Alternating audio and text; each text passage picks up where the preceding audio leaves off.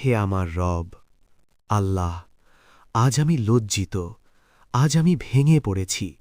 আমার বুকের ভেতর যে ভার তা তুমি জানো।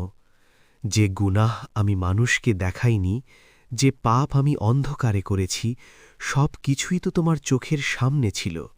হে আল্লাহ, আমি বারবার প্রতিশ্রুতি ভেঙেছি, বারবার তাওবা করে আবার ফিরে গেছি গুনাহের পথে।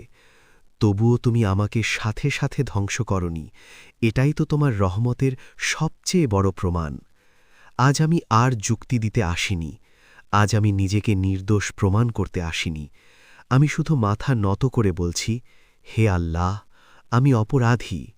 আমার চোখের পানি যদি কম হয়, আমার হৃদয়ের কান্না তুমি শুনো। আমার জিহ্বা যদি কাঁপে, আমার ভাঙা আত্মার আহাজারি তুমি বোঝো। হে ক্ষমাশীল রব, আমার গুনাহ পাহাড় সম হলেও তোমার রহমত আকাশের চেয়েও বড়।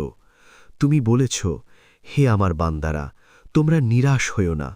আমি আজ সেই কথার উপর ভরসা করেই তোমার দরজায় এসে দাঁড়িয়েছি। আমাকে মাফ করে দাও, হে আল্লাহ। আমার অতীতটাকে ঢেকে দাও, আমার হৃদয়টাকে পরিষ্কার করে দাও, আমার শেষটাকে সুন্দর করে দাও। হে রব, আমাকে এমন তাওবা দান করো, যার পর আর ফিরে না যাই গুনাহের দিকে।